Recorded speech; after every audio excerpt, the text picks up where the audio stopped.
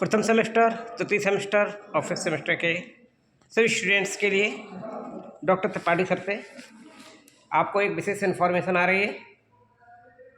जो बच्चे स्मार्टफोन के लिए बहुत परेशान हैं तो वो ध्यान दें।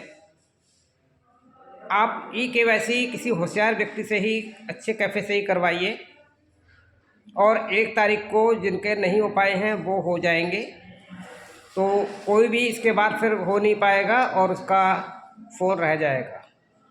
तो ये सभी सेमेस्टर के और छठे सेमेस्टर वाले भी इस बात को ध्यान रखेंगे। अपने ई-केवाईसी की जिम्मेदारी उनके कराने की है, तो वो टाइम से ई-केवाईसी करा लें। और अगर कोई समस्या रहती है तो वो 1 तारीख को आप संपर्क कर लें, यानी कि कल 1 दिसंबर को। और स्मार्टफ़ोन की समस्या वाली कोई बात नहीं रह गई है। स्मार्टफ़ोन आ चुके हैं फर्रुखाबाद डिस्ट्रिक्ट में, तो 1 तारीख के बाद किसी का भी ई-वेरिफिकेशन नहीं होगा। जिनका रह गया सो रह गया। और इसके लिए राम निवास महाविद्यालय जिम्मेदार नहीं होगा, ना ही डॉक्टर त्रिपाठी सर होंगे। मैंने आपको बहुत समय से बता रहा हूँ, अगर किसी के आधार में कोई गलती है, डेट ऑफ बर्थ में गलती हो जाती है, तो उसकी जिम्मेदारी है वो टाइम से अपना सही कराए।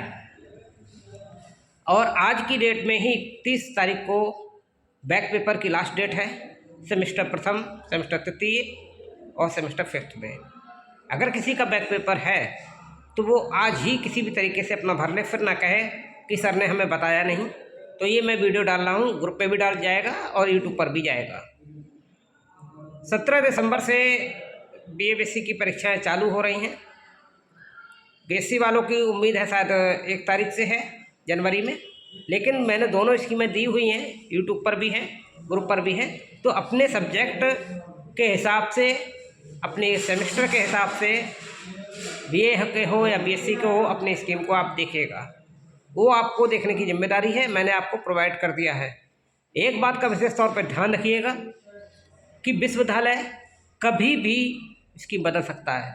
और एक चीज़ बहुत इम्पोर्टेंट है, आप अगर अपनी बेटियों के पापा हैं तो बेटियों के पापा के लिए बहुत इम्पोर्टेंट इन्फॉर्मेशन है कि आपको भगवान ने अवसर दिया अपने बेटी का पापा बनने का, तो ऐसा ना करो कि आप उनको ऑनलाइन रहने से वंचित कर दें जब आप शिक्षा का मौका दे रहे हैं। हमारा देश अपनी बेटियों को आगे बढ़ाता है, पढ़ाता लिखाता है, तो आपकी भी जिम्मेदारी है कि हमारे देश के PM साहब, हमारे CM साहब, सभी लोग और शिक्षा विभाग सभी लोग आपको यहाँ तक कि मोबाइल भी प्रोवाइड करा रहे हैं। तो कोशिश कीजिएगा किसी मेरी बेटी को आप ऐसा ना करें कि आप मोबाइल ना दें पढ़ाई के लिए, अपनी निगरानी में दे दीजिए, अपने सामने बैठ के करवाइए काम, पढ़ाइए लिखाइए। पढ़ाना लिखाना अगर बच्चे को नहीं सिखाओगे तो लड़कों से ज़्यादा प्राथमिकता आप प्लीज़ बेटियों को दीजिए। सबकी बेटियाँ ख़राब नहीं होती है, बेटी किसी की भी ख़राब नहीं होती है। कुछ दुष्ट होते हैं, वही बेटियों को बर्बाद करते हैं आके। तो हमारी और आपकी जिम्मेदारी है कि हम लोग जिम्मेदार व्यक्ति हैं, अपनी बेटियों की सुरक्षा भी करें, उनको शिक्षा भी दें, उनको आगे बढ़ाएं।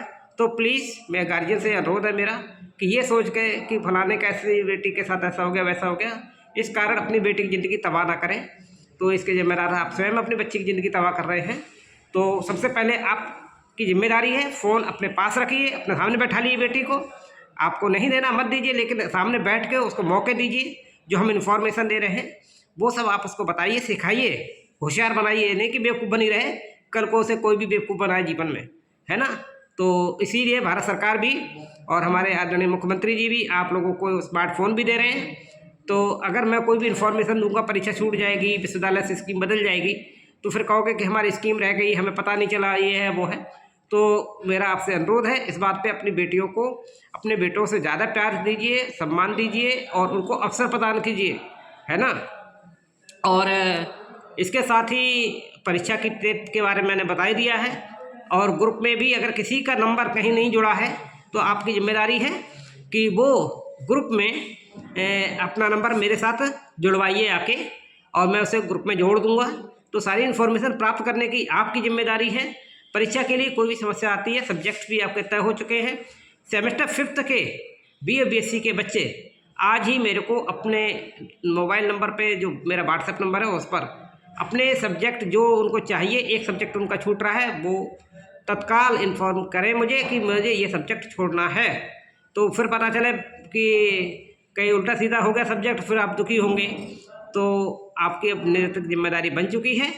तो सभी लोग मेरी बात को बहुत संजीदगी से और बहुत ही होशियारी से समझें। मैंने सभी लोगों को पूरी इन्फॉर्मेशन दे दी है, और कोई भी त्रुटि रह जाती है तो उसके लिए मुझसे आप कमेंट बॉक्स में पूछ सकते हैं, मैं बता दूंगा। बने रहें डॉक्टर त्रिपाठी सर के साथ। Good luck.